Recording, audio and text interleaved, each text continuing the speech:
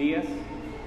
Por favor, acompáñenme con sus Biblias a Salmos, capítulo número 14, versículo número 1. Salmos, capítulo número 14, versículo número 1.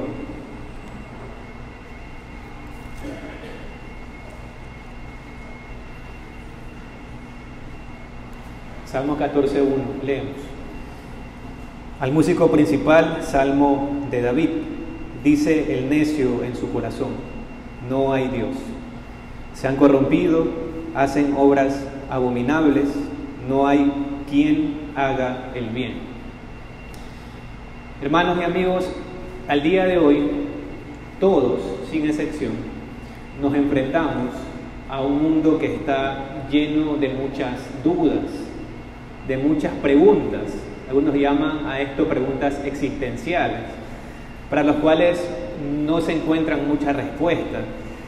Algunas pueden preguntarse, por ejemplo, ¿por qué existe algo en lugar de nada? Es una pregunta bastante común en un ambiente filosófico, quizás. O ¿quién creó el universo? Quizás es una pregunta más común. O también, ¿quién creó a ese que creó el universo? ¿Es verdad que Dios existe? Puede ser otra pregunta también bastante común. Y si existe Dios, ¿debería afectar esta verdad a nuestra existencia? En un mundo tan diverso, lleno de personas con distintas creencias, como hemos visto a lo largo de esta serie de falsas enseñanzas, todos nos hemos preguntado alguna vez sobre el origen del universo, sobre la vida, la moralidad y, por supuesto, sobre la existencia de Dios. En algún momento todos nos hemos hecho ese tipo de preguntas o preguntas similares. Hoy nos vamos a concentrar en dos cosmovisiones o corrientes de pensamiento que han ganado prominencia en las últimas décadas, que son el ateísmo y el secularismo. El ateísmo y el secularismo. Si recuerdan, cuando iniciamos la serie, yo les di un tipo de porcentajes de cómo estaba cada religión a nivel mundial, y decíamos que el cristianismo todavía estaba por delante, seguido muy de cerca por el Islam, pero también el número que llamó bastante la atención es que la cantidad de personas que confiesan ser ateas ha crecido enormemente. De hecho, por eso es importantísimo al día de hoy tocar este tema. Pero antes de profundizar en estas ideas del ateísmo y del secularismo, es importante que definamos brevemente estos términos para que podamos tener un poco claro de qué es lo que vamos a estar hablando. El ateísmo básicamente es la negación de la existencia de Dios. En resumen, la negación de la existencia de Dios. Y el secularismo es la postura que afirma que el hombre y no la religión, o la razón humana y no la religión, debe ser la autoridad principal en todos los asuntos. ¿Qué asuntos? Sociales, políticos y morales. Ahora bien, pregunta: ¿por qué tantas personas creen en estas ideas hoy en día? ¿Por qué tantas personas creen esto? La respuesta no es sencilla. En muchos casos, la aceptación del ateísmo y el secularismo no se debe tanto a una búsqueda sincera de la verdad, sino más bien a una reacción ante lo que perciben como las dificultades y el sufrimiento de la vida, que todos pasamos por esas etapas. Es mucho más fácil rechazar la idea de un Dios que permite el dolor y el sufrimiento que aceptar que todo lo que existe tiene un propósito, que el universo y nuestra vida tienen sentido y razón de ser. Esto, en parte, nos lleva a un concepto crucial. ¿Cuál? Muchas veces, el rechazo a un creador no se basa en la falta de evidencia, sino en la preferencia por vivir sin la responsabilidad moral que viene en reconocer a Dios. Repito, muchas veces el rechazo a un creador no se basa en la falta de evidencia, sino en la preferencia por vivir sin la responsabilidad moral que viene o conlleva con reconocer a Dios. Y para ilustrar mejor esto de lo que estamos hablando, permítanme darle un ejemplo. Imagine usted que un día se levanta por la mañana, con hambre como todos, y entra en la cocina. Lo primero que nota es un desayuno completo sobre su mesa y perfectamente preparado, no sé, huevos revueltos, tostadas, batido, un jugo de algo, un café, un bolón, lo que usted se imagine, lo que más le guste. Usted lo encuentra ahí, listo para comerlo sobre su mesa. Todo está listo para que usted lo disfrute. Pero de repente alguien entra y al ver su asombro por el desayuno, le dice: no te preocupes, todo esto ocurrió por casualidad. Los ingredientes se combinaron por accidente, el jugo se derramó solo en el vaso, los huevos se cocinaron solos por pura suerte, así como el verde, el pan se tostó solo, etcétera, etcétera, etcétera. Qué increíble, ¿verdad? ¿Qué pensaría si alguien le dice esto? Lo más probable es que pensarán que esa persona ha perdido la razón. Todos sabemos que un desayuno no aparece de la nada. No aparece de la nada. Alguien tuvo que prepararlo necesariamente. Hubo un cocinero, hubo una decisión consciente de esa persona de poner los ingredientes y el resultado, y no pudo ser el resultado de una casualidad, sino de un orden claro con un propósito: hacer un desayuno. Sin embargo, de manera irónica, muchos de los que rechazan a Dios y su creación creen que el universo, con toda su complejidad y orden, surgió de la nada, sin intervención de un creador. El ateísmo nos invita a aceptar que el universo es el producto de un accidente cósmico, como ellos lo postulan. Pero pensemos en esto, hermanos.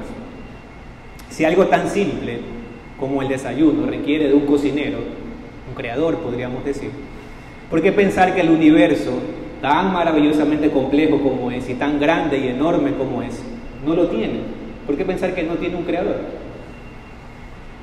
Este es el dilema que enfrentamos. El ateísmo propone que el universo y la vida surgieron sin propósito, por azar, sin una causa inteligente.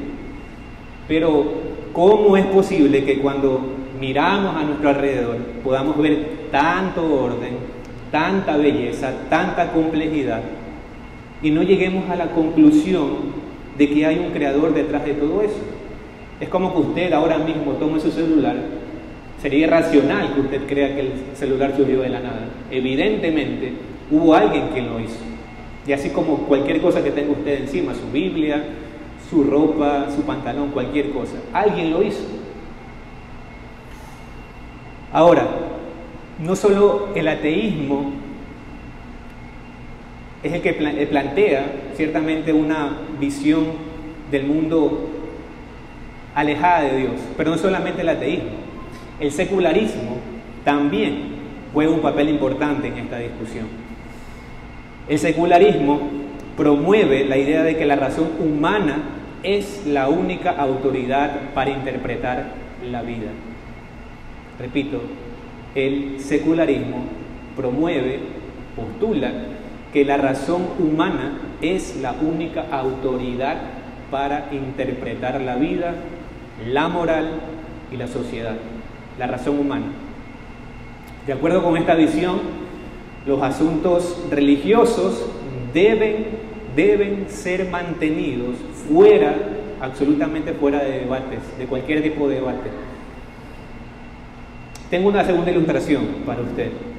Imagina por un momento que está en una clase de ciencias, escuchando a un maestro que está explicando el origen del universo.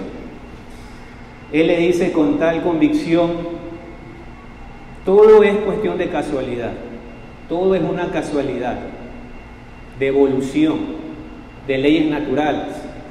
No necesitamos a Dios para entender cómo surgió el universo. Bueno, este es el corazón del secularismo. La razón humana, separada de la revelación divina, debe ser la que guíe nuestras decisiones y comprensiones. La razón humana. Según este enfoque, no hay lugar para una moralidad basada en principios espirituales ni para un propósito divino en nuestras vidas. Pero, al igual que con el desayuno que les ponía de ejemplo, el mundo no puede ser entendido correctamente si no reconocemos que hay algo más allá de nuestra razón humana, la cual es limitada. Entonces, ¿cómo podemos abordar estas dos cosmovisiones, estas dos corrientes de pensamiento? Bueno, a lo largo de esta enseñanza, hermanos, vamos a revisar algunas de las enseñanzas del ateísmo y del secularismo, lo cual es nuestro tema del día de hoy. De eso vamos a estar hablando y vamos a tratar de responder, dar una refutación a las enseñanzas que ellos postulan. De manera bíblica, por supuesto, y también, por supuesto, esto nos va a llevar a que podamos ver de qué forma o cómo podemos compartir el Evangelio con aquellos que tienen estas corrientes de pensamiento. Y recordarles, hermanos, que esta enseñanza forma parte de la serie de predicaciones que titulamos Falsas Enseñanzas, y esta, de hecho, es la penúltima predicación. La última la estará dando el hermano Iván. Esta es la penúltima donde vamos a ver esta cosmovisión y el hermano Iván va a estar compartiendo una conclusión final de todo lo que estuvimos viendo. El día de hoy vamos a abordar este tema, como les menciono, y primero vamos a hablar de las falsas enseñanzas que promueve el ateísmo y el secularismo. Segundo, vamos a hablar de cómo la Biblia refuta las enseñanzas del ateísmo y el secularismo, para finalmente ver cómo podemos compartir el Evangelio con aquellos que sostienen estas creencias. Finalmente veremos unas conclusiones y unas aplicaciones. Antes de desarrollar estos puntos, quisiera citar para ustedes el Credo de los Apóstoles. Como saben, es un resumen de lo que creemos como iglesia. El credo dice así: creo en Dios Padre Todopoderoso, Creador del cielo y de la tierra, y en Jesucristo, su único Hijo, nuestro Señor, que fue concebido del Espíritu Santo, nació de María Virgen, padeció bajo Poncio Pilato, fue crucificado, muerto y sepultado, descendió a los infiernos, al tercer día resucitó de entre los muertos, subió al cielo y está sentado a la diestra de Dios Padre Todopoderoso, de allí vendrá a juzgar a los vivos y a los muertos. Creo en el Espíritu Santo, la Santa Iglesia Católica, la comunión de los santos, el perdón de los pecados, la resurrección del cuerpo y la vida eterna. Amén. Oremos, hermanos, entonces, antes de desarrollar estos puntos. Amado Señor, Padre, te rogamos el día de hoy. Te rogamos que tú nos asistas, Señor. Límpianos, Padre. Danos claridad el día de hoy. Y ayúdanos, Señor, a que podamos, Señor, el día de hoy ser guiados por tu Santo Espíritu en este tiempo de enseñanza. Guíanos a todos el día de hoy aquí reunidos. Te lo rogamos en el nombre de Cristo Jesús. Amén. Veamos entonces, hermanos, nuestro primer punto, las falsas enseñanzas del ateísmo y del secularismo. Hablemos primero del ateísmo. La primera cosa que ellos postulan es una negación de la existencia de Dios. La negación de la existencia de Dios. El ateísmo es básicamente la postura que dice: no creo que Dios exista. Es lo que ellos básicamente dicen. Pero hay que decir que hay dos formas de ateísmo que debemos conocer para entender bien a las personas con las que estamos hablando. El ateísmo positivo, ese es uno de ellos. El ateísmo positivo dice con mucha seguridad que Dios no existe. Por ejemplo, el famoso filósofo Anthony Flew decía que no hay pruebas para Dios y por eso concluye que Dios no existe. En cambio, el ateísmo negativo es más como decir: no creo en Dios, pero no puedo afirmar con total seguridad que no exista. Algunos gnósticos entran aquí, aquellos que no niegan totalmente la existencia de un Dios, porque admiten ellos que no saben si Dios está allí, pero no creen o dudan de que creen que Dios exista. Y esto, hermanos, es importante para nosotros porque no todas las personas que dicen no creo en Dios lo hacen con la misma fuerza, con la misma intensidad. Algunos simplemente están confundidos o son indiferentes, mientras que otros están convencidos de que Dios no existe, realmente convencidos de que Dios no existe. Un ejemplo claro es el conocido escritor y ateo Christopher Hitchens, quien dijo lo siguiente: lo que puedo afirmar con certeza es que no hay Dios y que la religión es una ficción. Mientras tanto, un ateo negativo podría decir: no creo, pero no puedo probar que Dios no exista. Este es lo primero que el ateísmo postula, la negación de la existencia de Dios. Lo segundo que ellos postulan es la visión materialista de la vida, la visión materialista de la vida. El ateísmo suele venir acompañado de una forma de ver el mundo llamada materialismo. Esto quiere decir que solo creen en lo que pueden ver, en lo que pueden tocar, en lo que pueden medir, en lo que pueden palpar. Las cosas físicas, la materia, eso que pueden tocar, en eso es lo único que ellos dicen que pueden creer. Por eso, para un ateo materialista no hay lugar para el alma, no hay lugar para el espíritu, no hay lugar para Dios, porque no lo pueden observar directamente con métodos científicos, no lo pueden palpar. Un ateo muy conocido, Richard Dawkins, por ejemplo, él dice que toda la vida y el universo pueden explicarse solo con la ciencia y la evolución, sin necesidad de un creador. Él sostiene que la selección natural, a través de millones de años, es suficiente para explicar cómo llegamos a existir.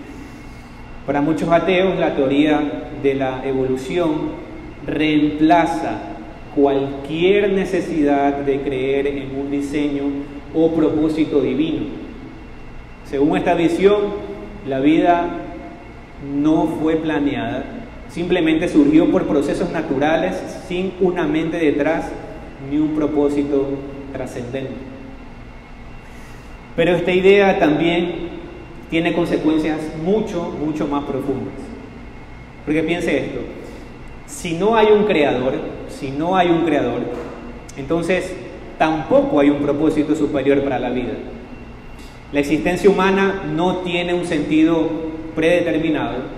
Estamos aquí por accidente. Y si no hay un Dios que nos creó, entonces tampoco hay un estándar fijo de lo que está bien y de lo que está mal. Lo que muchos ateos reconocen abiertamente es que lo moral, escuche bien, lo que consideramos correcto o incorrecto, no viene de un ser divino. Ellos postulan eso, que lo que es correcto o lo que no es correcto no viene de un ser divino, sino que es una construcción humana. Es una construcción humana. Es como aquellos que dicen que la identificación de alguien, si es hombre o mujer, es una construcción de la sociedad, algo así. Pero sabemos ciertamente que no es como la Biblia lo enseña. Ellos dicen que todo esto que el hombre considera bueno, malo, correcto o incorrecto, no viene de un ser divino, sino de una construcción humana. Lo que es bueno o malo, dicen ellos, depende de acuerdos sociales, de la evolución cultural o simplemente de lo que sea útil en un momento específico de la historia. puntualmente para eso. Otro filósofo llamado Sam Harris afirma que no hay necesidad de un Dios para tener ética. Repito, él dice que no hay necesidad de un Dios para tener ética. La ciencia y la razón pueden guiarnos en lo que es correcto e incorrecto. Pero como cristianos sabemos que sin un estándar moral eterno y divino, toda ética humana se vuelve inestable, relativa y al final totalmente débil. Totalmente débil. Hoy se puede considerar algo bueno, pero mañana puede ser visto como malo, dependiendo de lo que diga la mayoría o de lo que dicten las circunstancias o lo que diga algún político que establezca, por ejemplo, alguna ley o algún decreto. La teoría de la evolución, entonces, no es solamente una explicación científica. En el contexto del ateísmo, se ha convertido en una justificación para vivir sin Dios, sin propósito y sin normas morales absolutas. R.C. Sproul decía, hablando acerca del ateísmo, que el mayor problema del ateísmo no es intelectual, sino moral. Y es verdad, es verdad. Bien, hemos hablado de estas dos creencias que tiene el ateísmo. Ahora hablemos un poco del secularismo.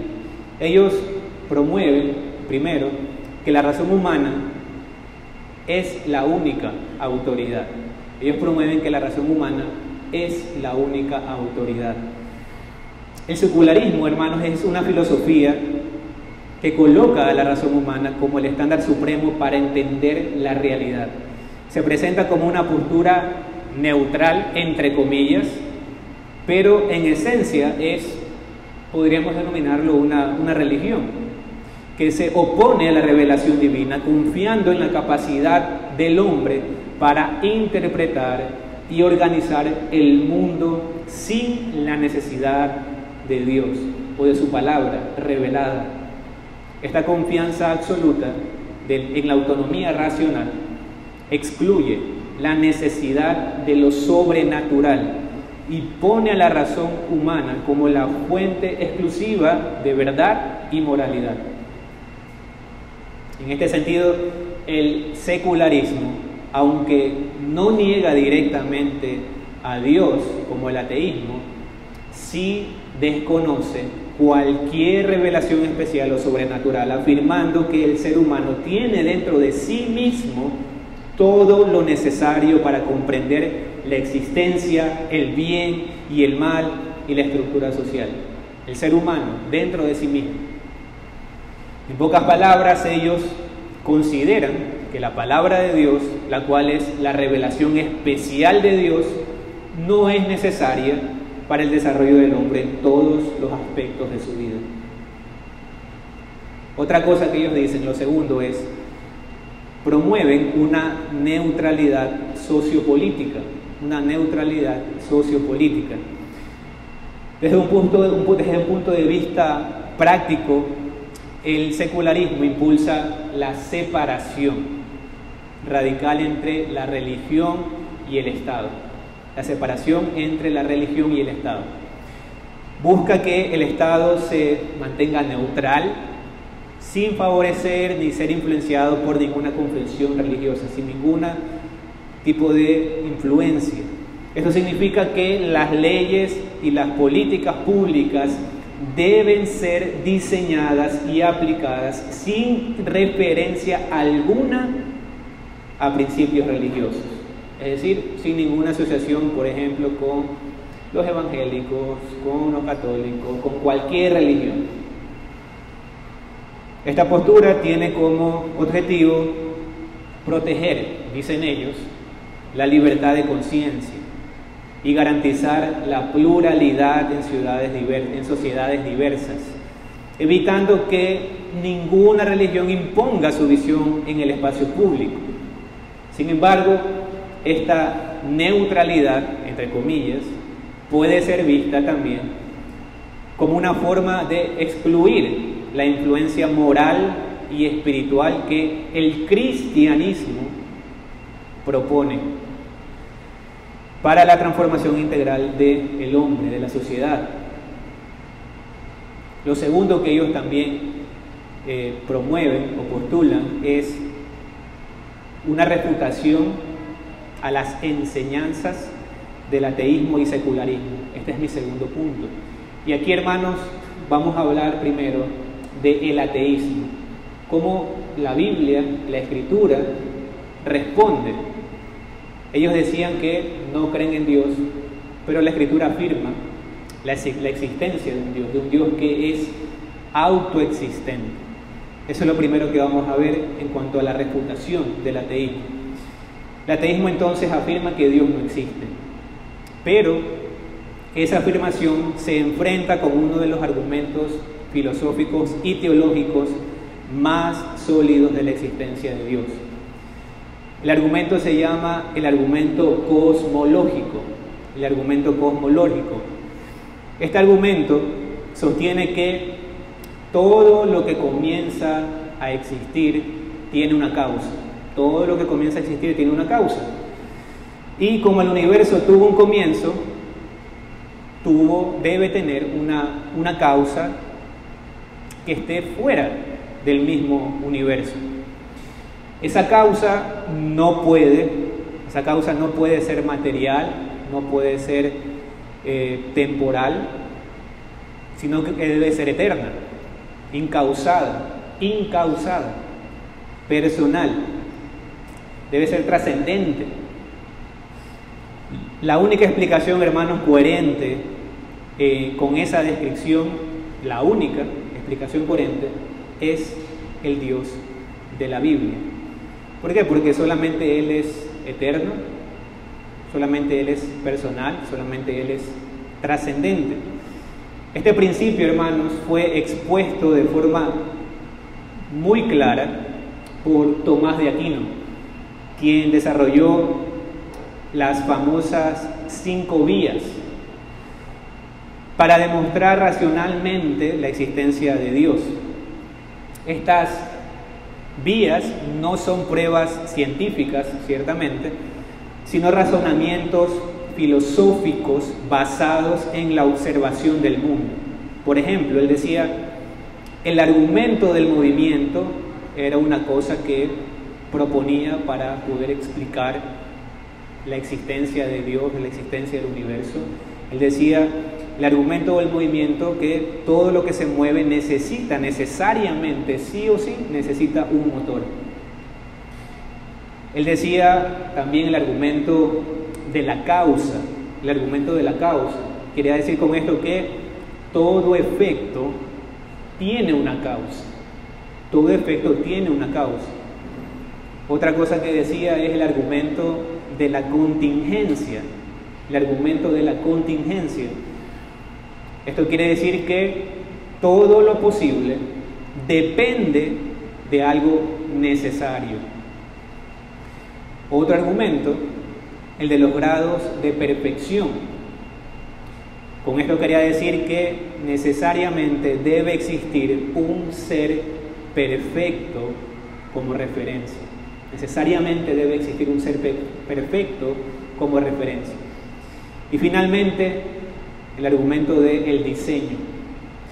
Con esto quería decir que el orden en el universo implica necesariamente un diseñador inteligente.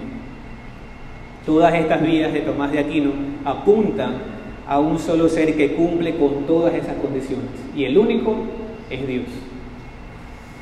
Hermanos, la Biblia respalda estas afirmaciones que ha dicho y ha propuesto Tomás de Aquino, por supuesto. Vayamos, por ejemplo, a Éxodo, capítulo número 3, versículo número 14. Éxodo, capítulo número 3, versículo número 14.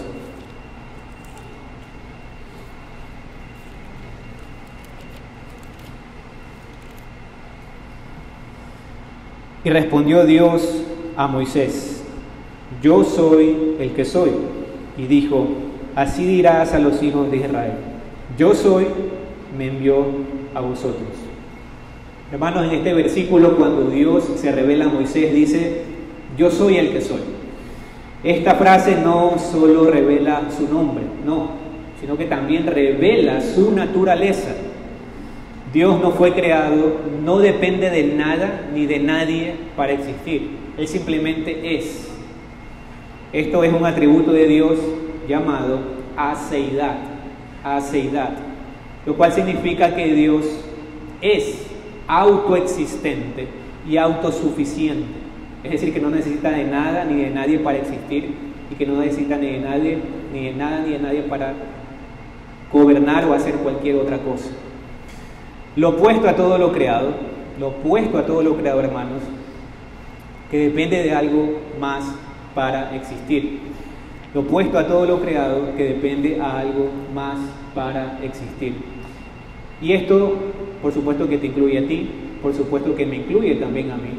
Y eso incluye a todo lo que existe en el universo. Es decir, nosotros no somos autoexistentes, nosotros no somos autosuficientes. Dios sí lo es, Él sí lo es. Vayamos, hermanos, nuevamente a nuestras Biblias, a Romanos, capítulo número 1, versículo número 20. Romanos 1, versículo 20. Porque las cosas invisibles de Él, es decir, de Dios, su eterno poder y deidad, se hacen claramente visibles desde la creación del mundo, siendo entendidas por medio de las cosas hechas, de modo que no tienen excusa, no tienen excusa. Este versículo también señala con claridad la verdad de la que hemos estado hablando. Pablo enseña que la creación misma revela que hay un creador, por lo cual nadie absolutamente puede justificarse en su incredulidad.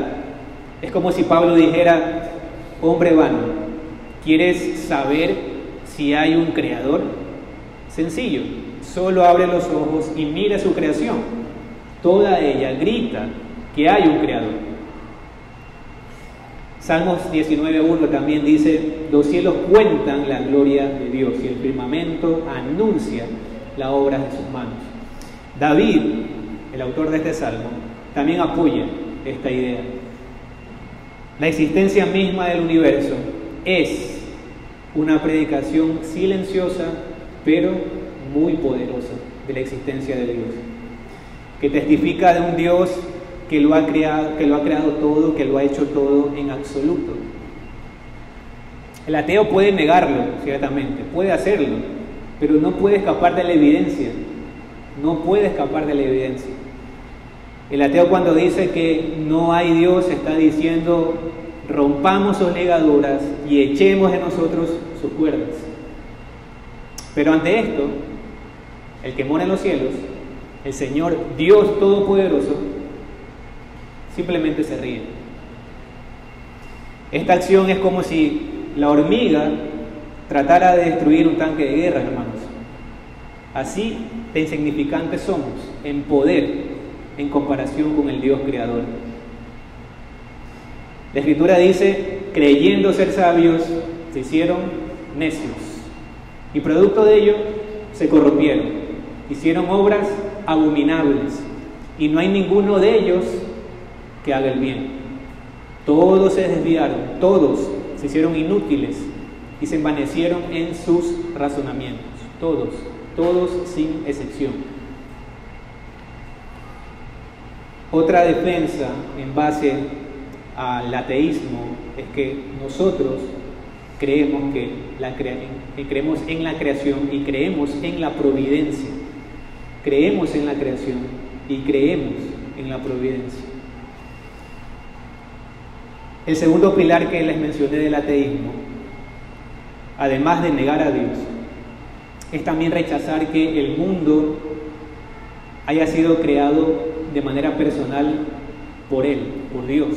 En su lugar, se apoya en teorías naturalistas como la evolución o el Big Bang, sin un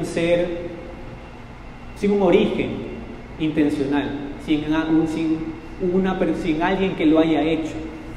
Pero la Escritura afirma de manera clara y coherente que Dios no solamente es el creador de todo, sino que también es el sustentador de todo. Vayamos, hermanos, a Génesis, capítulo 1, versículos del 1 al 5. Génesis, capítulo número 1, versículos del 1 al 5. En el principio creó Dios los cielos y la tierra. La tierra estaba desordenada y vacía, y las tinieblas estaban sobre la faz del abismo, y el Espíritu de Dios se movía sobre la faz de las aguas. Y dijo Dios: sea la luz, y fue la luz. Y vio Dios que la luz era buena, y separó Dios la luz de las tinieblas. Y llamó Dios a la luz día, y a las tinieblas llamó noche.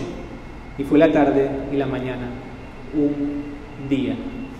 Hermanos, desde la primera página de nuestras Biblias se establece de manera clara que Dios personalmente creó todo lo que existe, todo. Este versículo no solo afirma que el universo tuvo un principio, sino que este principio fue personal y además planificado por Dios. No fue un accidente, no fue accidental. La creación del universo, hermano, fue una decisión de Dios. No fue un accidente, no fue un plan B. Fue una decisión de Dios. No fue una casualidad cósmica, como dice el ateísmo. No fue un accidente, no fue una chispa que existía en la nada y que surgió de la nada y se originó en un universo, y se originó producto de ello un universo eterno. No es así. Vayamos, hermanos, ahora a Colosenses,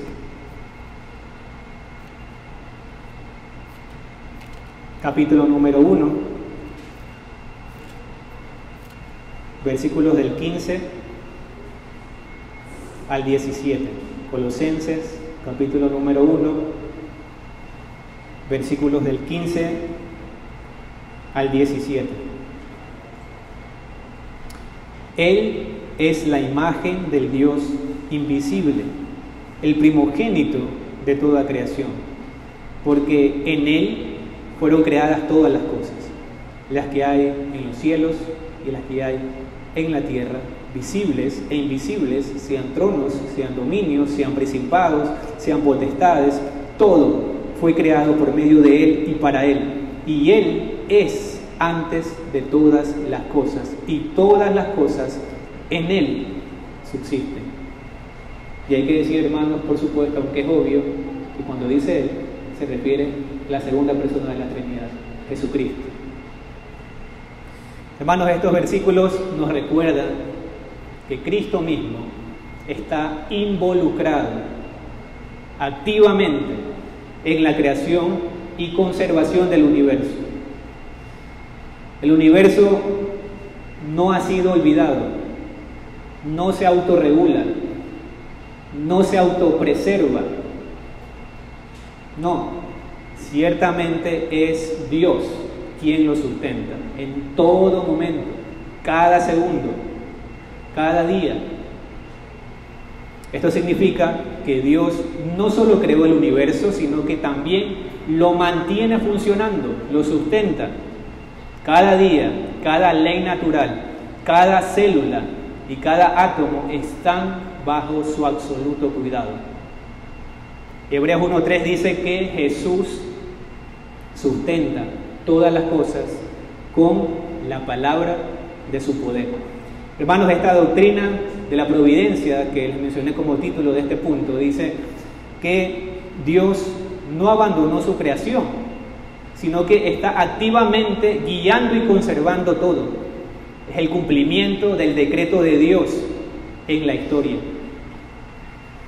Los ateos, al negar al Creador y por consecuencia negar que Él mismo es quien sustenta todo, también niegan la posibilidad de que haya un propósito en el universo.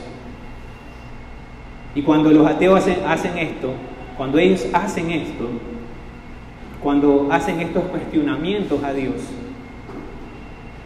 es como, se me viene a la memoria, como cuando Dios cuestionó a Job. Y eso retumba nuevamente cuando ellos hacen esto, como cuando Dios le dijo, por ejemplo, ¿dónde estabas tú cuando yo fundaba la tierra? Házmelo saber si tienes inteligencia. ¿Has mandado tú a la mañana en tus días? ¿Has mostrado al alba su lugar para que ocupe los fines de la tierra y para que sean sacudidos de ella los impíos? ¿Has entrado tú hasta las fuentes del mar y has andado escudriñando el abismo? ¿O te han sido descubiertas las puertas de la muerte y has visto las puertas de la sombra de la muerte? ¿Has considerado tú hasta las anchuras de la tierra? ¿Has entrado tú, acaso, en los tesoros de la nieve o has visto los tesoros del granizo que tengo reservados para el tiempo de la angustia, para el día de la guerra y de la batalla? ¿O podrás tú atar los lazos de los Pleiades o desatarás las ligaduras de Orión? ¿O sacarás tú a su tiempo las constelaciones de los cielos? ¿O guiarás a la osa mayor con sus hijos? ¿O quizás alzarás tú a las nubes tu voz para que te cubra muchedumbre de aguas? ¿O quizás tú enviarás los relámpagos para que ellos vayan? Y te dirán ellos, henos aquí. Hermanos, ante estos cuestionamientos de Dios, todo hombre debería responder igual que Job. Heme aquí que yo soy vil. ¿Qué te responderé?, dijo Job. Mi mano pongo sobre mi boca, para callarme, obviamente. Todos debemos, hermanos, enmudecer delante del Creador, en lugar de levantar cuestionamientos. Pero la soberbia de los ateos, hermanos, los hace actuar de forma contraria, los hace creer que son sabios.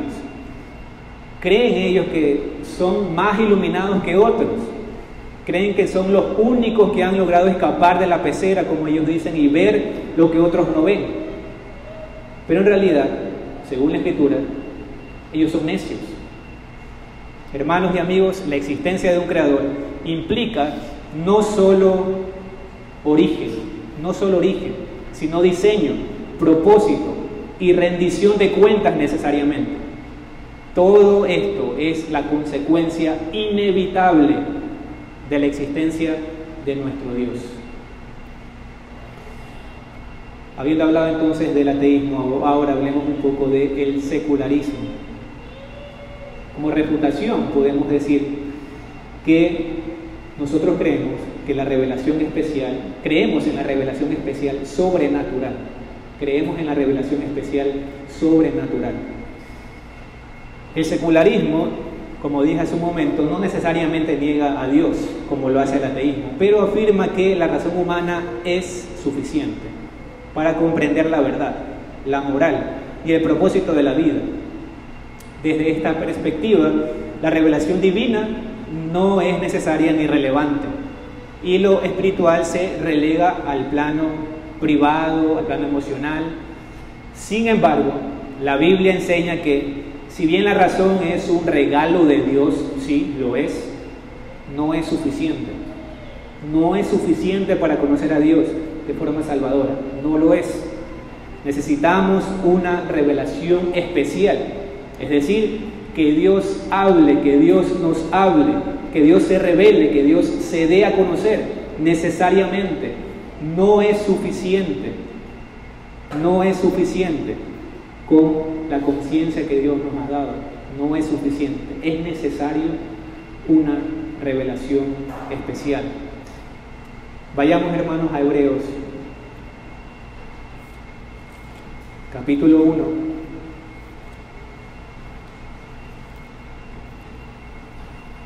Versículos del 1 al 2. Porque el Señor ciertamente, hermanos, nos ha dado una revelación especial. Hebreos 1, versículo del 1 al 2. Dios, habiendo hablado muchas veces y de muchas maneras en otro tiempo a los padres por los profetas, en estos postreros días nos ha hablado por el Hijo, a quien constituyó heredero de todo y por quien asimismo hizo el universo. Hermanos, estos versículos muestran que Dios, a lo largo de la historia, ha hablado. Esto muestra que Dios se ha revelado progresivamente, culminando esa revelación en Jesucristo, su Hijo, su palabra viva. Es por medio de Él, es por medio de su palabra, que podemos conocer a Dios personalmente, entender su voluntad y hallar la verdad. ¿Por qué?, se preguntarán algunos. Porque la Escritura, hermanos, es la revelación especial de Dios. No hay otra revelación que sea digna de confianza. Solamente la palabra de Dios tiene la autoridad sobre nosotros, pues expresa la voluntad revelada de Dios. Segunda de Timoteo 3:16 dice: porque toda Escritura es inspirada por Dios. Y el 17 dice: y útil para enseñar, para redarguir, para corregir, para instruir en justicia, a fin de que el hombre de Dios sea perfecto, enteramente preparado para toda buena obra. Hermanos, la Biblia no es simplemente un libro de sabiduría humana. No es un libro de autoayuda, de superación personal. No, la Biblia es la palabra inspirada por el Espíritu Santo de Dios. Sin ella, el ser humano se queda a merced de su razón caída y limitada. Cuando Pablo dice inspirada por Dios, él usa una palabra en el griego llamada theopneustos. ¿Qué significa literalmente esta palabra? ¿Qué significa? No significa que la Escritura es soplada por Dios, soplada por Dios. Esta declaración es la base firme de nuestra fe, de la fe de la Iglesia en las Santas Escrituras. Esto nos recuerda, hermanos, que la Biblia no es solo un libro más, sino que lleva el aliento mismo de Dios. Y de ninguna otra cosa, hermanos, en la Escritura se dice que fue soplada por Dios. De ninguna otra cosa, solamente de la Escritura. Y de hecho, esta palabra theopneustos, en este versículo que hemos leído, es en el único lugar en la Biblia donde se usa. Hermano, esto nos recuerda que la Biblia no solamente es un libro más, sino que lleva el aliento mismo de Dios.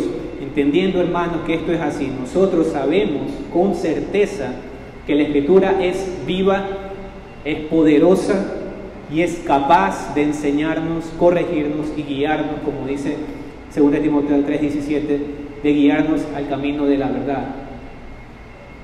El secularismo, al rechazar esta revelación, porque ellos niegan la revelación sobrenatural, al hacer esto ellos cierran la puerta a la comprensión verdadera del propósito de la vida, de la justicia que el hombre necesita y de la salvación. Otra defensa que debemos hacer en cuanto al secularismo es que nosotros creemos que no hay neutralidad, no hay neutralidad. Una de las grandes mentiras del secularismo es la supuesta neutralidad, entre comillas. una supuesta neutralidad. Se dice que el Estado, la educación, la ciencia y la cultura deben mantenerse neutrales frente a la religión. Pero en la práctica, esta neutralidad suele convertirse en una hostilidad hacia lo cristiano, específicamente hacia los cristianos. Y es una promoción encubierta de valores contrarios a la fe. La Biblia enseña que no hay punto medio entre servir a Dios o rechazarlo. No hay un punto medio. Y por más duro que pueda sonar para algunos, es necesario decir esto. Solo hay dos tipos de personas en este mundo: los hijos de Dios y los hijos del diablo. No hay más. No hay un término medio.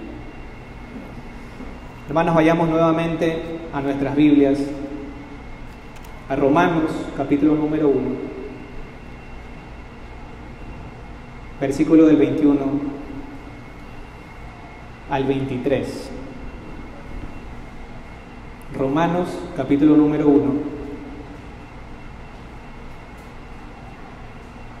versículos del 21 al 23. Pues habiendo conocido a Dios, no le glorificaron como a Dios ni le dieron gracias, sino que se envanecieron en sus razonamientos y su necio corazón fue entenebrecido.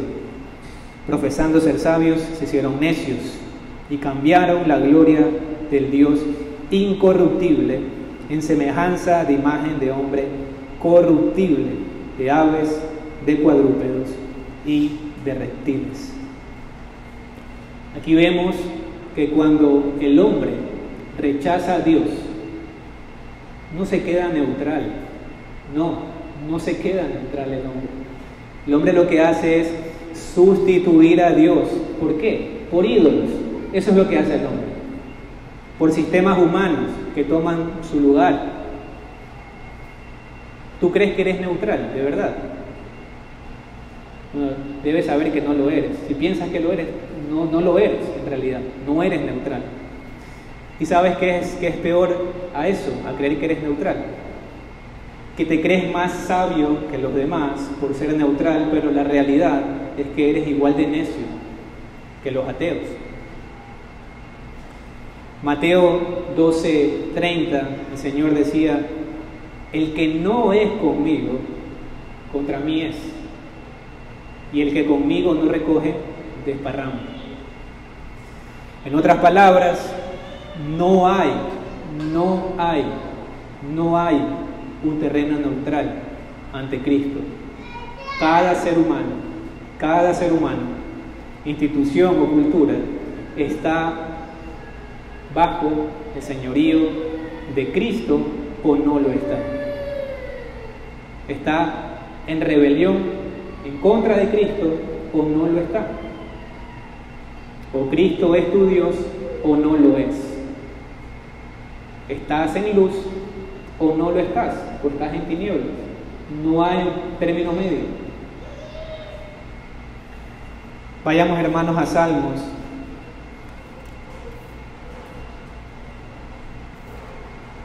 Capítulo 24.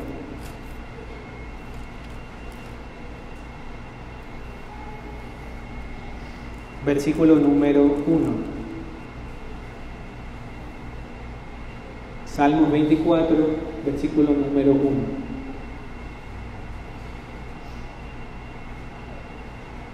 De Jehová es la tierra y su plenitud, el mundo y los que en él habitan.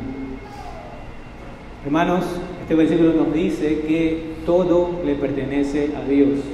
Todo absolutamente le pertenece a Dios. Tu casa, la ciencia, la política, la educación, la economía, todo, absolutamente todo le pertenece a Dios. No hay un rincón del universo que escape de la soberanía de Dios. Por eso, la idea de una neutralidad es absoluta y categóricamente falsa. Lo que necesitamos no es neutralidad, sino redención. Redención y sumisión a Cristo como Señor de todo. Todos los seres humanos, todos, sin excepción, rinden cuentas a Dios, todos. Ya sea que lo reconozcas o no, lo vas a hacer. Estas dos visiones, el ateísmo y el secularismo, representan desafíos poderosos, hermanos, para el mensaje del Evangelio. El ateísmo daña la base ontológica, es decir, la creencia en que Dios es el fundamento del ser y de todo lo que existe. Ontología, brevemente les digo, es una palabra que viene de dos raíces griegas. Ontos, que significa ser o existencia, y logos, que significa estudio o razón. En otras palabras, la ontología trata sobre qué cosas existen realmente y cuál es su fundamento último. Entonces, cuando un ateo dice que Dios no existe, está negando que haya un ser supremo que dé origen, que dé sentido y propósito a todo lo que es. Esto no solamente es una negación religiosa, es una declaración sobre la realidad misma. Por otro lado, el secularismo ataca la base epistemológica, es decir, ¿qué significa esto? La forma en que conocemos la verdad, especialmente la verdad acerca de Dios, del Dios de la Biblia. Epistemología viene de una palabra que es episteme, que significa conocimiento, y logos, que significa razón o discurso. Así que esta palabra trata de cómo llegamos a conocer lo que es verdadero o falso. Entonces, el secularismo afirma que solamente la razón humana, sin ayuda sobrenatural, sin revelación especial, es suficiente para conocer el mundo y establecer principios morales. Solo la razón humana. Así, haciendo esto, excluye la revelación divina como fuente confiable de conocimiento. Por eso, el compartir el Evangelio es esencial. Para compartir el Evangelio es esencial entender estas posturas, el ateísmo y el secularismo.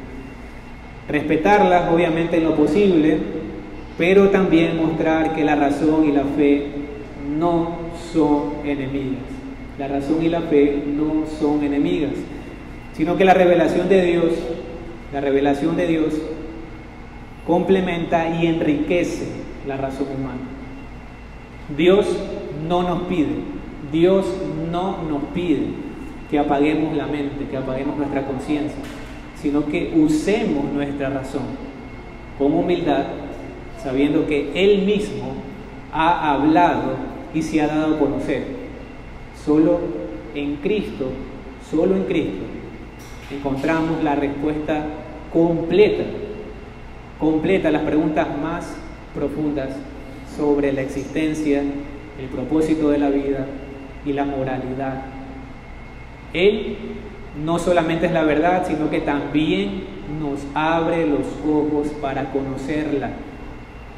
Y esto me lleva a mi tercer punto: cómo compartir el Evangelio con ateos y secularistas. Cómo compartir el Evangelio con estas personas. Primero, una de las cosas que puedes hacer es enfocarte en lo relacionado con la existencia. Cuando hablamos con ateos, debemos comenzar con discutir el origen del universo y la causa primera. Y partir de ahí, podemos argumentar que la existencia de un ser trascendente, un Dios creador, es la respuesta más lógica y coherente a la pregunta de ¿quién hizo el universo? Segundo, puedes enfocarte también en asuntos morales.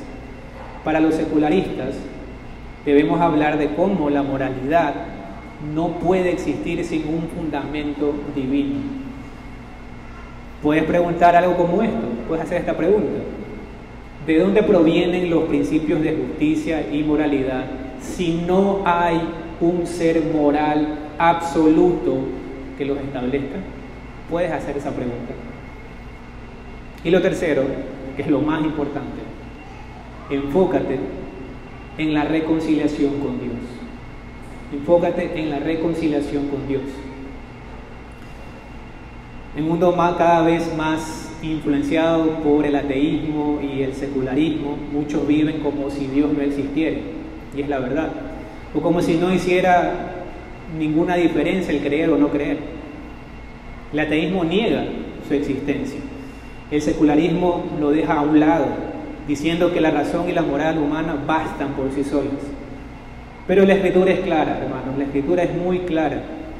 El problema del ser humano no solamente es intelectual, no es solo intelectual, es espiritual, es moral. El Salmo 14:1 que leímos al comienzo dice el necio en su corazón, no hay Dios, no hay Dios. Entonces no se trata solo de una duda racional, sino de una rebelión del corazón, de una rebelión del corazón. Como enseña Romanos 1, el hombre suprime la verdad de Dios con injusticia. El hombre necesita más que argumentos, necesita reconciliación. Reconciliación. Y esa reconciliación no se logra con filosofía, ni con razón humana, ni con ninguna otra religión. No, se logra con el Evangelio de Cristo. Cristo vino al mundo, que lo negó, murió por aquellos que lo rechazaron y resucitó para darnos paz con Dios, para reconciliarnos con Dios. Romanos 5:10 dice que si siendo enemigos fuimos reconciliados con Dios por la muerte de su Hijo, mucho más estando reconciliados seremos salvos por su vida. Solo en Cristo hay perdón, propósito y restauración. Sin Él, sin Cristo, ni el ateo más razonable, ni el secularista más moral pueden encontrar verdadera paz con su Creador. A manera de conclusión, hermanos, de lo que hemos visto hoy vimos que tanto el ateísmo como el secularismo no son solamente ideas, sino que son rechazos directos al Dios verdadero. El ateo dice, no hay Dios. Y el secularista vive como si no lo necesitara. Pero ambos se equivocan, porque el universo, la moral y la vida misma apuntan a un creador. El verdadero problema del hombre no es la falta de evidencia, sino un corazón que no quiere rendirse a Dios. Por eso, más que argumentos, lo que el mundo necesita es reconciliación con su Creador. Y esa reconciliación solo es posible por medio de Jesucristo. Finalmente, a manera de aplicación, amigos y amigas, quiero ser totalmente sincero contigo y por eso quiero decirte esto con claridad. Tú no eres neutral. No eres neutral. Rechazas a Dios, no por falta de evidencia, sino por amor a tu pecado. Mucha gente dice, yo no estoy en contra de Dios, la verdad, simplemente no me meto en eso de la religión, no me interesa por el momento. Pero eso es falso. Según la Biblia no existe neutralidad espiritual. Si no estás con Cristo, estás en contra de Él. No importa cuán educado seas, no importa lo tolerante que seas con aquellos que creen, o lo indiferente que tú digas ser, tú estás rechazando a Dios. ¿Por qué?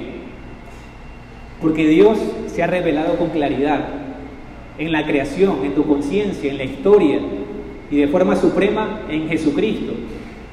Cada día que amanece es un testimonio de su poder para ti.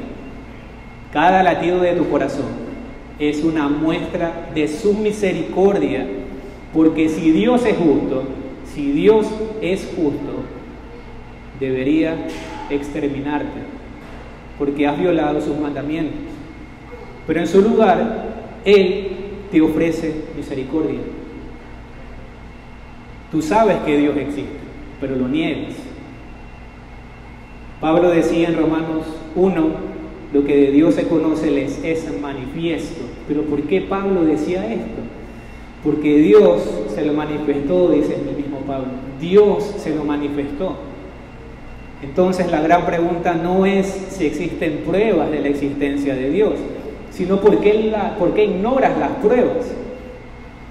Y la Biblia responde con contundencia a esto. La Biblia dice que ignoras las pruebas porque amas más las tinieblas, porque amas más tus obras, las cuales son malas. Tu problema no es intelectual, tu problema es moral. No es que no puedas creer, no. Es que no quieres dejar tu pecado, simplemente. Prefieres seguir siendo el Dios de tu vida, el gobernante de tu vida. Prefieres el placer, prefieres la independencia, prefieres el orgullo, prefieres el pecado.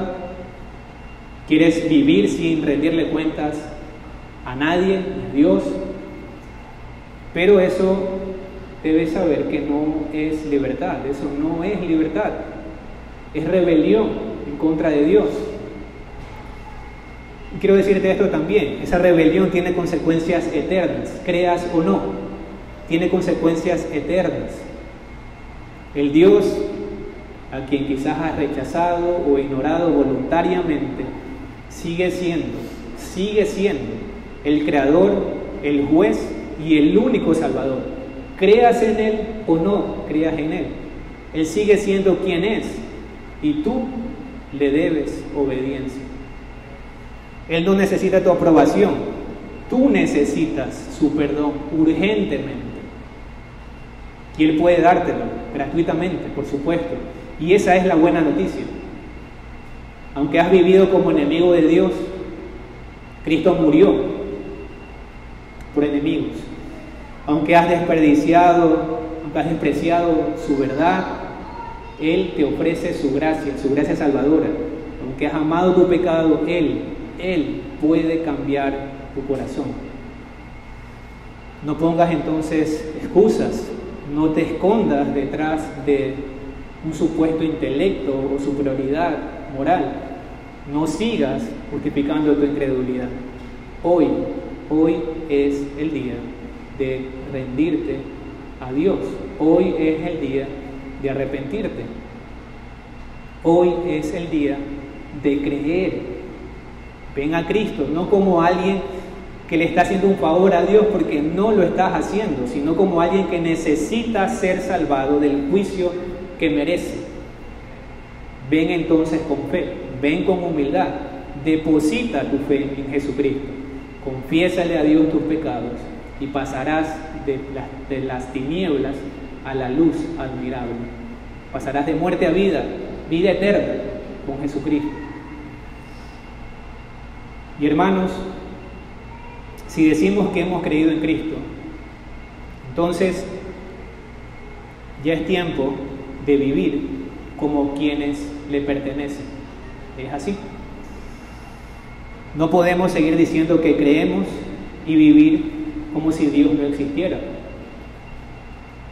Una fe sin obediencia práctica es una fe atea. Es un poco contradictoria esa frase, pero sí, es una fe atea.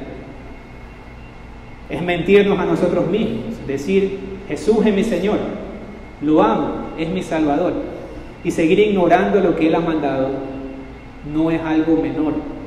Es vivir en una incoherencia peligrosa que deshonra su nombre. Es tiempo entonces de dejar de usar excusas. Es tiempo de dejar de posponer lo que ya sabes que debes hacer. Escucha esto.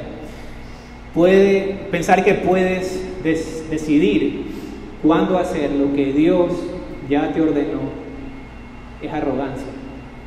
Porque actúas como si tú tuvieras el control de tu vida, de tu tiempo, cuando solamente Dios lo tiene.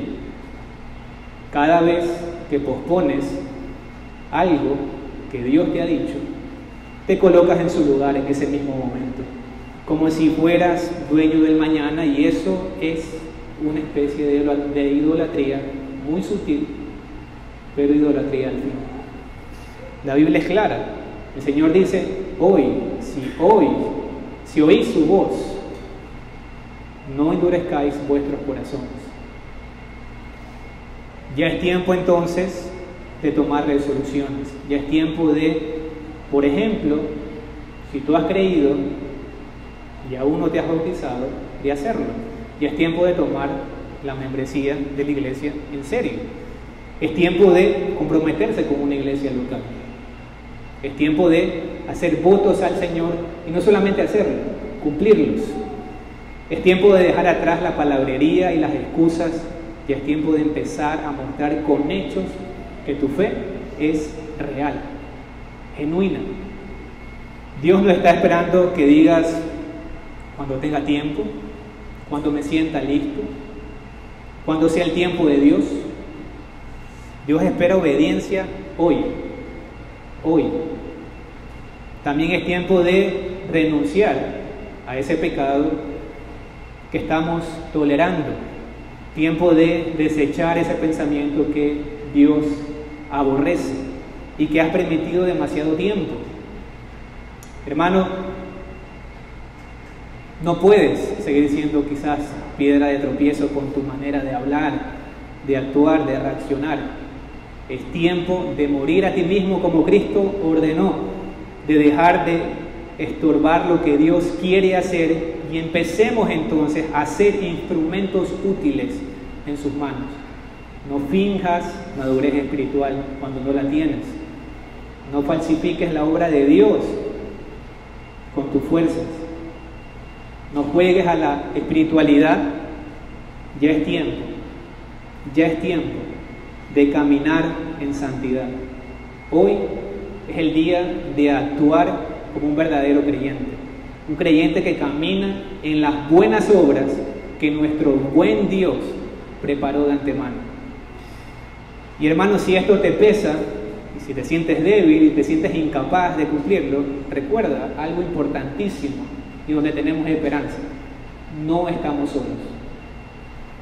No estamos solos.